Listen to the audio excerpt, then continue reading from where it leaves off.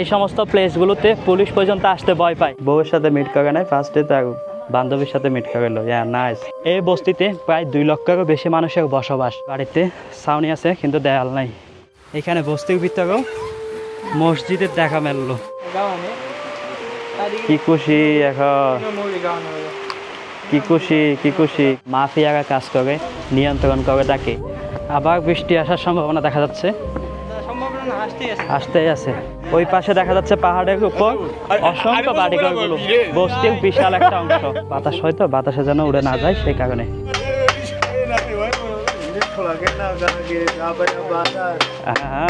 ওকে, আমার প্রথম কোনো বস্তি ভিজিট হচ্ছে। আমরা এখন একটা ট্রেনের ব্রিজে দাঁড়ায় আছি, যে ব্রিজটার পিছনে এই পাশটাতে সব বস্তিবাসীদের বসবাস, আর উপরে ওই পাশটাতে বড় লোকদের বসবাস। Welcome to Ndirande slum of Malawi, Africa.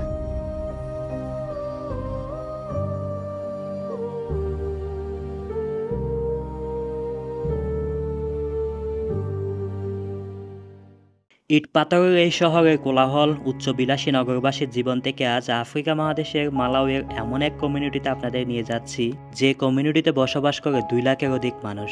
এই সমাজটার প্রত্যেকটা পরিবারের অন্তত একজন কোনো না কোনোভাবে এই দেশটার অর্থনীতিতে অবদান রেখে যাচ্ছে। কেউ নগরবাসীর জামা সেলাই করে, কেউ বা নগরবাসীকে পরিবহন করে, কেউ এই সামাজিক জীবের নিত্য প্রয়োজন মিটিয়ে, কোনো লাক্সারি গাড়ির পার্টস মেরামত করে, কারখানার পণ্য তৈরি করে, বা কোনো না কোনো একটা কর্মের মাধ্যমে।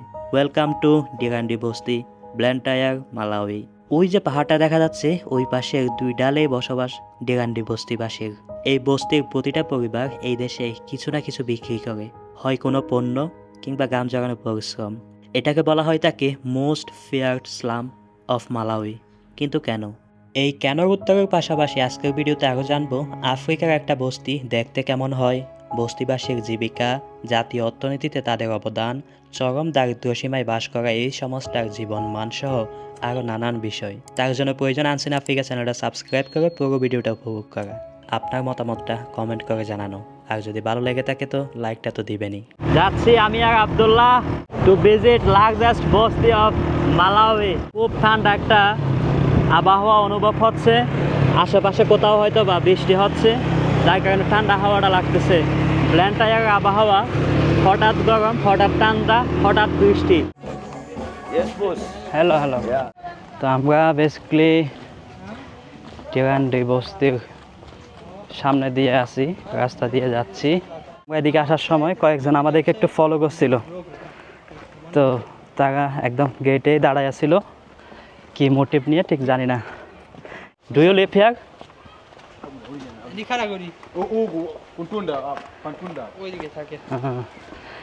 তো সাথে আছে আব্দুল্লাহ ভাই অ্যান্ড আরেকজনকে নিয়ে আসছে এখানে লোকাল, যেখানে আমাদেরকে ঘুরে দেখাবে।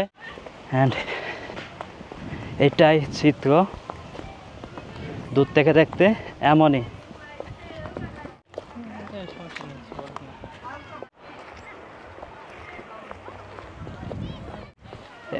বৃষ্টি, এখানে প্রবেশ পথেই একটা দোকান দেখা যাচ্ছে। অ্যান্ড এটাই ব্রিজ, এই ব্রিজ দিয়েই ডিরান্ডি বস্তির প্রবেশ। নিচে পানি নাই অবশ্য, খালটা সম্পূর্ণ শুকনা। এখন আমরা বৃষ্টির কবলে পড়ে গেলাম। ওরে ভাই, বস্তিতে প্রবেশ করার সাথে সাথে বৃষ্টি শুরু হয়ে গেল। আর একটু চ্যালেঞ্জিং হয়ে যাচ্ছে আমাদের আজকে এই ট্যুরটা।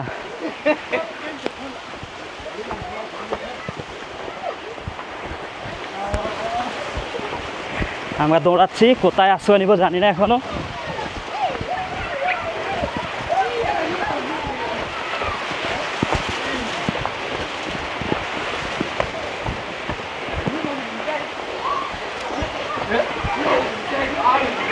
আমরা দৌড়াতে আসি,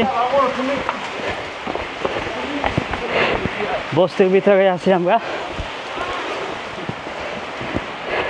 যাচ্ছি কোথায়?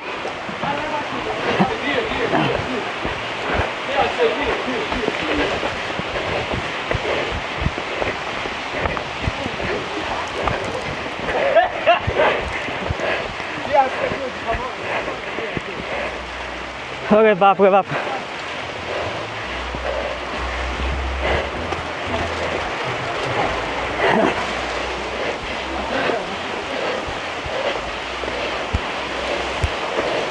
ক্যামেরা ভিজতেছে আমার।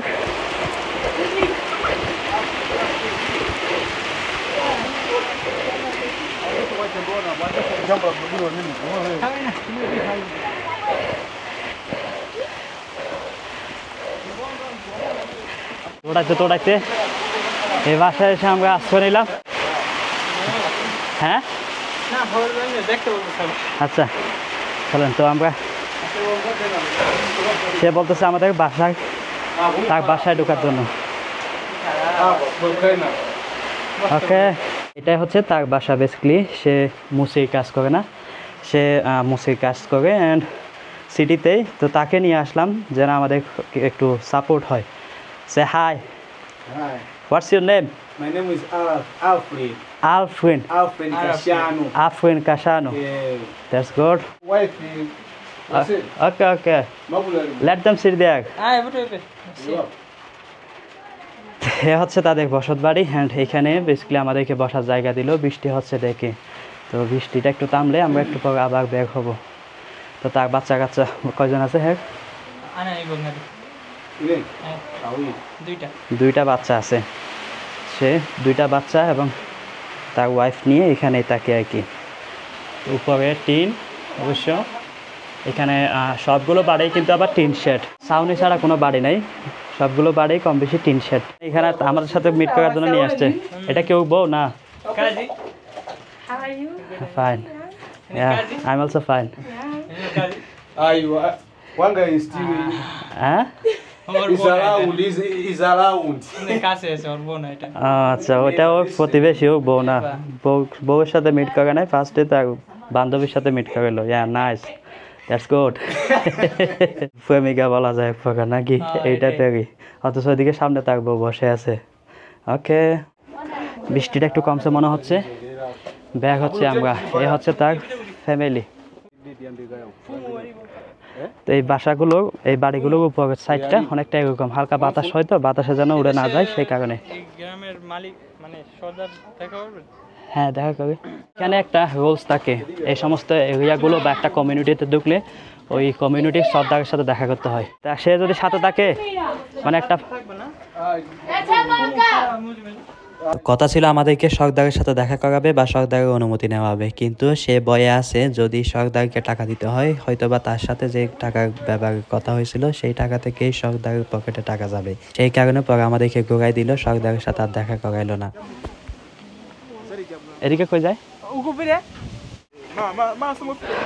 হ্যাঁ, এক সময়ের একটা গবেষণায় দেখা গেছিল এখানে যতগুলো সুপেয় পানি আছে বা লাইনের পানি, বেশিরভাগ ক্ষেত্রেই ইকোলি ব্যাকটেরিয়া দেখা যাচ্ছিল। আর বেশিরভাগ ক্ষেত্রেই বস্তিবাসীরা গোসল করে থাকে ড্রেনের ময়লা পানি থেকে। এটা তাদের ওয়াশরুম। এখানে ওয়াশরুম, পানিঘরের ভিতরে আমরা হাঁটতেছি, ঘুরতেছি। ভাই দেখেন রাস্তা কোথায়। হ্যাঁ সালামা, সালামা বলে।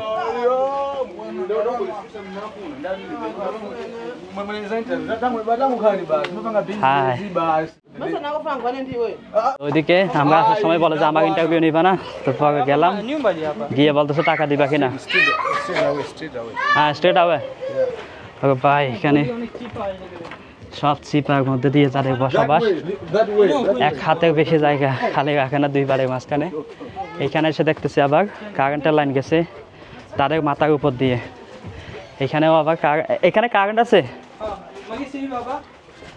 এখানেও কারেন্ট আছে।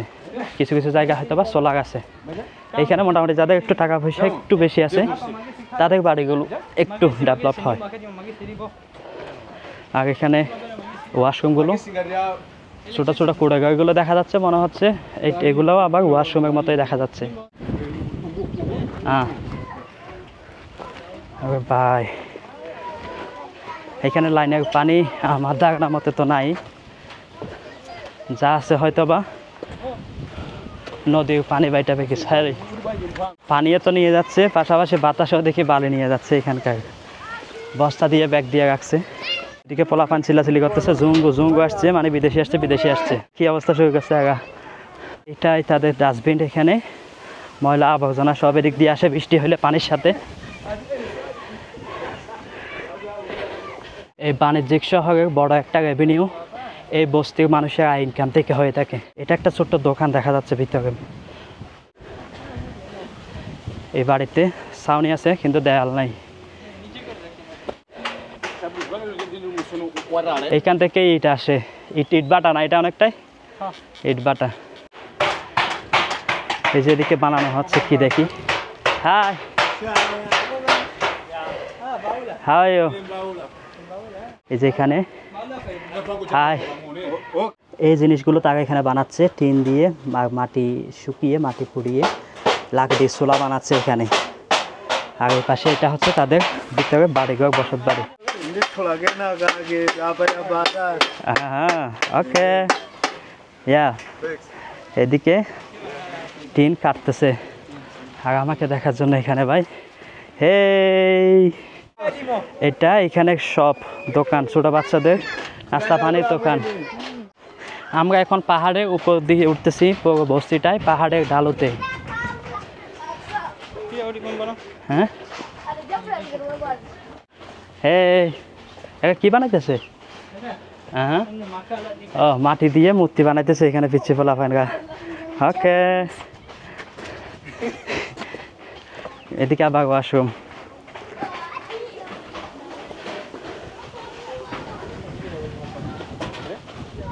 এটা আমার প্রথম কোনো বস্তি ভিজিট হচ্ছে বা এরকম কোনো একটা কমিউনিটিতে ভিজিট করা হচ্ছে। ওইদিকে পাড়াপড়শি সবাই মিলে আড্ডা দিতেছে। এদিকে আবার বৃষ্টি হওয়ার চান্স দেখা যাচ্ছে সামনে। এই মালাউইর দ্বিতীয় বৃহত্তম শহর বা বাণিজ্যিক শহর ব্ল্যান্টায়ার সিটির মোট জনসংখ্যা 9 লাখের কাছাকাছি, যার মধ্যে 2 লাখের অধিক মানুষ বসবাস করে শুধু এই বস্তি এরিয়াতে বা ডিগান্ডি বস্তিতে। এদিকে আবার মেন রোড দেখা যাচ্ছে। এটা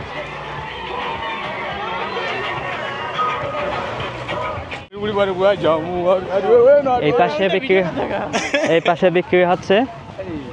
এই কি জানি বলতেছে।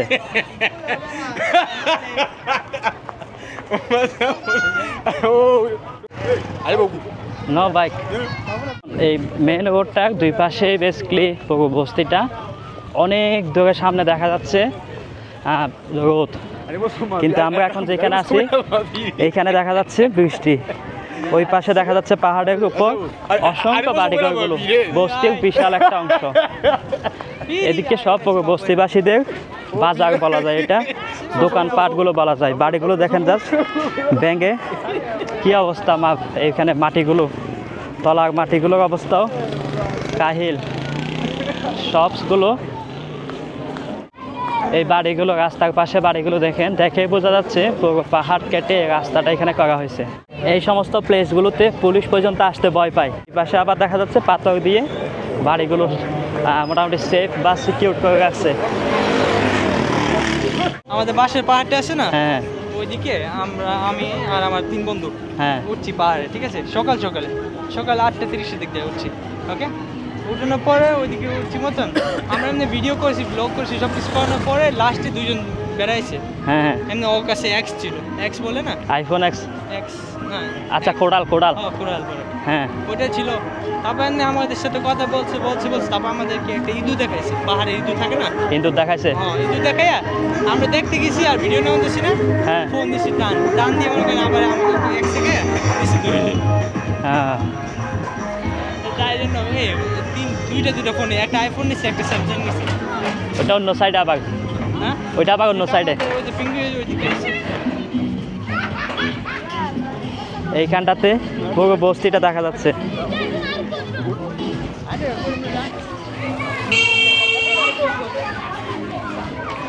এই বস্তির ভিতরে গাড়ির স্টেশন আবার। হ্যাঁ,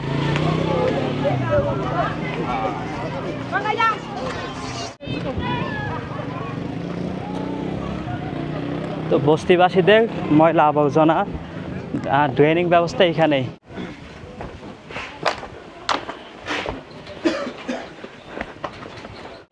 আবার বৃষ্টি আসার সম্ভাবনা দেখা যাচ্ছে। সম্ভাবনা না, আসতেই আছে, বৃষ্টি পড়তেই আছে।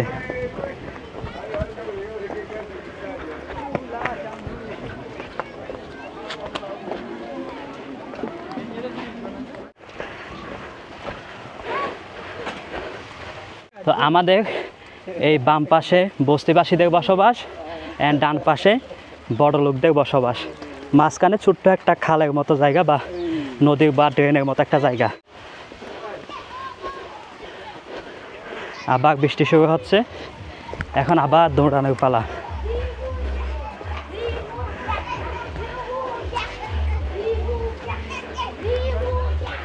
হ্যাঁ, হ্যালো, হাই। অনেক সময় যখন বৃষ্টি হয়, অনেক সময় বৃষ্টি হয়, বৃষ্টির সময় এখানে পানি থাকলে এখান থেকেও গোসল করে তার অনেক সময়। ও একটা গান গাবে, ডান্স করবে। হ্যাঁ, হ্যাঁ, আগে ডান্স, এভাবে ডান্স। ওকে ওকে, ডান্স, ইয়া।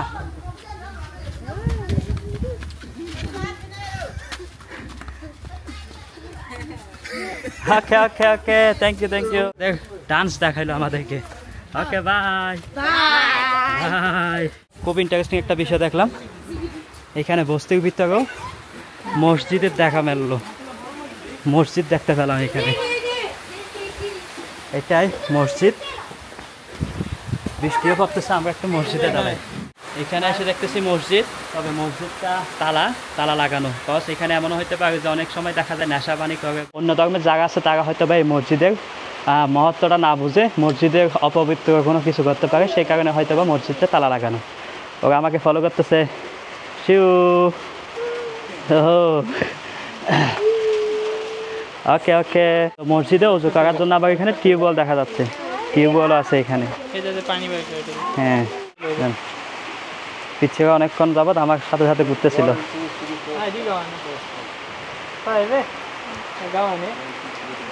কি খুশি এখন, কি খুশি কি খুশি কি খুশি। ইয়া, ডিভাইড ডিভাইড। ওকে ওকে, টাকা পায়া খুব খুশি হয়ে গেছে আগা। তো আমার রিসেন্ট ভিডিওসগুলো হয়তো আপনারা অনেকে দেখছিলেন যে এই মালাউইতে একটা সময় যখন নিয়াসাল্যান্ড ছিল এই দেশটা, বা ব্রিটিশ কলোনিয়াল ছিল, তার কিছু আগেই মুসলিমদের সংখ্যা ছিল উল্লেখযোগ্য, অর্থাৎ মুসলিমরাই এখানে সবচেয়ে বেশি হারে ছিল। কিন্তু নিয়াসাল্যান্ড যখন ভাগ হয়ে যায়, জাম্বিয়া, জিম্বাবুয়ে বা মালাউই এই দেশগুলো যখন ডিভাইডেড হয়ে যায় বা স্বাধীন হয়ে যায়, তখন মুসলিমরা ডিভাইডেড হয়ে যায়।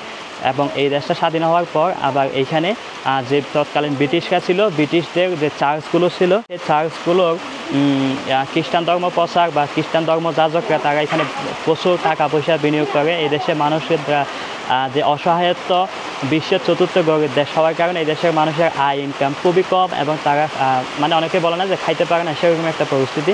তো এই অসহায়ত্ব সুযোগটা কাজে লাগিয়ে খ্রিস্টান ধর্মাবলম্বীরা এখানে প্রচুর খ্রিস্টান ধর্ম বিল্ড করে বা খ্রিস্টান কমিউনিটিটা তারা বড় করে। অনেক মুসলিমদেরকেও তারা এখানে বিভিন্ন বিনিয়োগের মাধ্যমে তাদেরকে খ্রিস্টান ধর্মের দিকেও ধাবিত করে। তো এইখানেও এরকম অসংখ্য মুসলিমও আছে, খ্রিস্টান ধর্মাবলম্বীও আছে। তো সেই ক্ষেত্রে এখানে এই মুসলিম কমিউনিটির মসজিদ এইটাই। তো দেখে ভালো লাগলো, এমন একটা জায়গায়ও মসজিদ আছে। মসজিদ যেহেতু আছে, অবশ্যই মানুষ নামাজও আদায় করে থাকে বা ধর্মচর্চাও হয়তো বা করে থাকে। একটা মানুষ বসবাসের জন্য সে যতই নিম্ন লাইফস্টাইল লিড করুক না কেন, তার ইউজের পানি বা পানি হচ্ছে মানে বেসিক একটা থিং। এই জিনিসটা তাকে কই পাই, জিজ্ঞেস করলাম, বললো যে এখানে বিভিন্ন জায়গায় এরকম কল থাকে, কল থেকে নেয়, অথবা ড্রেনের পানিও যদি পায় সেটাও নেই, দুই করার জন্য, গোসল করার জন্য। যেমন এখন যে বৃষ্টি হচ্ছে, এই বৃষ্টির পানিগুলো তাদের জন্য রহমত। অনেক জায়গায় দেখা যাবে হয়তো বা যে বালতি বসা রাখছে, সেখানে পানিগুলো তারা স্টোর করে, সেগুলো ইউজ করে। অথবা ওইখানে দেখা যাচ্ছে একটা জায়গায় বালতি বসা রাখছে, অনেক বড় একটা বাটি বসা রাখছে, যে বৃষ্টির পানিগুলো যেন স্টোর হয় ওখানে। দেন ওইখান থেকে তারা পানিগুলো রেখে জমিয়ে ইউজ করে আর কি, গোসল বা খাওয়া বা কাপড় চোপড় ধোয়া। মালাউইতে এই জায়গাটাকে ফেয়ার স্লাম বলেও চেনা হয়ে থাকে। এখানে অনেক ভয় ভীতিগুলো কাজ করে মানুষদের মনে, কারণ এখানে অনেক বড় বা ছোট মাফিয়ারা কাজ করে, নিয়ন্ত্রণ করে থাকে। এখন অনেকের মনে প্রশ্ন আসতে পারে কীভাবে বা নিয়ন্ত্রণ করে। নিয়ন্ত্রণটা এভাবে করে, এখানে যে সমস্ত দোকানপাটগুলো আছে, যেখানে ম্যানুফ্যাকচারিং ওয়ার্কশপসগুলো আছে, যেখানে তারা জীবিকা নির্বাহ করে আর কি, এখানে বস্তিবাসীরা সেখান থেকে একটা ভালো অ্যামাউন্টের চাঁদা এখানকার যারা সর্দার থাকে, যেগুলো এখানে লিড করে থাকে, তাদেরকে পে করতে হয়। তারা চায় যে তাদের নিয়ন্ত্রণে যেন এই পুরো বস্তিটা থাকুক এবং তাদের যেন বড়সড় একটা আয়ের উৎস হয়ে দাঁড়ায়। এখান থেকে এমন অসংখ্য জিনিসপত্রগুলো তৈরি হয় যেগুলো যায় পাশে ব্ল্যান্টায়ার সিটিতে বা পুরো মালাউইর বিভিন্ন সিটিতে। এখানে আরও অনেক কিছু বিষয়বস্তুগুলো আছে যেগুলো আব্দুল্লাহর কাছ থেকে একটু জেনে নিব। এখানে কি কি ম্যানুফ্যাকচার হয় বললাম? ফার্নিচার, সোফা হয়, চেয়ার হয়, তারপর অফিস চেয়ার, তারপর ডেস্ক, এইসব বানানো হয়। তো মানে ফার্নিচার আইটেমগুলো হয়। প্লাস দেখলাম যে ওইখানে বিভিন্ন ম্যানুফ্যাকচারিংগুলো হইতেছে। এগুলোর ভিতরে আগুন জ্বালায়, তারপর ফ্রাই করে, মাঝে মাঝে রান্না করে। এগুলা সব যায় হচ্ছে সিটিতে বিভিন্ন বড় বড় শোরুমে, দোকানপাটেও যায়। হ্যাঁ, বিভিন্ন বড় বড় শোরুম বা গোডাউন বা ফ্যাক্টরিগুলোতে যে কাজগুলো, সেগুলো তারা এখানে এই সমস্ত এরিয়াগুলোতে করে দৈনিক ভিত্তিতে বা ফিস ভিত্তিতে। দেন সেগুলো তারা বিভিন্ন আশেপাশের সিটিগুলোতে সাপ্লাই করে থাকে। এভাবে ইকোনমিতে অনেক বড় সড়ো একটা অবদান বা কন্ট্রিবিউট করে থাকে, রেভিনিউ জেনারেট করে থাকে সর্বোপরি পুরো দেশটার জন্য। কেন এমন কিছু প্লেস আছে বা এরিয়া আছে, স্পট আছে যেখানে আমরা হয়তো বা অপ্রীতিকর কোনো পরিস্থিতির শিকার হইতে পারতাম, যদিও বা আমরা ওইদিকে যাই নাই। আমরা যাকে নিয়ে আসছিলাম সাথে করে, সে বলছিল যে ওইদিকে যাওয়াটা ঠিক হবে না, তো সেজন্য ওইদিকে যাওয়া হয় নাই। ওখানে বিভিন্ন মদ পান বা নেশা পানি এই টাইপসের আড্ডাগুলো হয়ে থাকে, সেরকম অনেক প্লেস আছে এখানে না। তো ওইদিকে যেমন আমরা উঠতেছিলাম তখন সে কি জানি বলতেছিল, ওইদিকে ওইদিকে এরকম কিছু একটা, যে এখানে আমরা অন্য কোনো মোটিভ নিয়ে আসছি, এই টাইপসের যে কোনো ধরনের পরিস্থিতি বা অপ্রীতিকর মুভমেন্টের শিকার আমরা হইতে পারতাম, যার কারণে ওইদিকে যাই নাই। তো বৃষ্টির কারণে আমরা অনেকটাই আটকা পড়ে আছি এখানে, আশেপাশে কোথাও যাওয়ার চান্স পাচ্ছি না। তাই এখানে মসজিদের সামনেই দাঁড়াইলাম। পিচ্ছিগুলো এখন আমার সাথেই আছে, পিছনে আমাকে দেখতেছে আমি কী করতেছি না করতেছি। তো বৃষ্টি থামলে আমরা অবশ্যই বের হবো এখান থেকে। চ্যানেলটা এখনও যারা সাবস্ক্রাইব করেন অবশ্যই সাবস্ক্রাইব করে সাথেই দেখো। Thanks to Abdullah. পুরো পাহাড়ের মধ্যেই কিন্তু এই বস্তিটা দেখতে পাচ্ছেন। ওইখানে পর্যন্ত বাড়িঘর দেখা যাচ্ছে, যদিও ওইখানে মেঘলা মেঘলা লাগতেছে এখন। ওইখানে পর্যন্ত বাড়িঘর আছে, বস্তিবাসীর বসবাস আছে। পুরো পাহাড়ের একটা অংশ দেখা যাচ্ছে মেঘের ভিতরে চলে গেছে, এরকম একটা অবস্থা। Bye, see you soon. আমরা এখন একটা ড্রেনের ব্রিজে দাঁড়ায় আছি, যে ব্রিজটার পিছনে এই পাশটাতে সব বস্তিবাসীদের বসবাস, আর উপরে ওই পাশটাতে বড় লোকদের বসবাস। এটাই সেই ডিগান্ডি বস্তি, এই পূর্ব আফ্রিকার দেশ মালাউইর সবচেয়ে বড় বস্তি।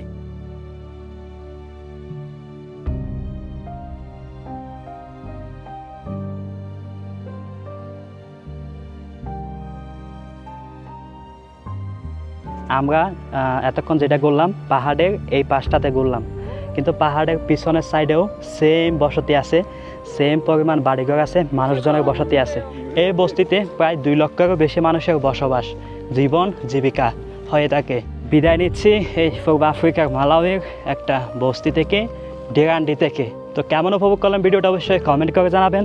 দেখা হচ্ছে নেক্সট ভিডিওতে এই আফ্রিকার মালাউই অন্য কোনো এক প্রান্ত থেকে।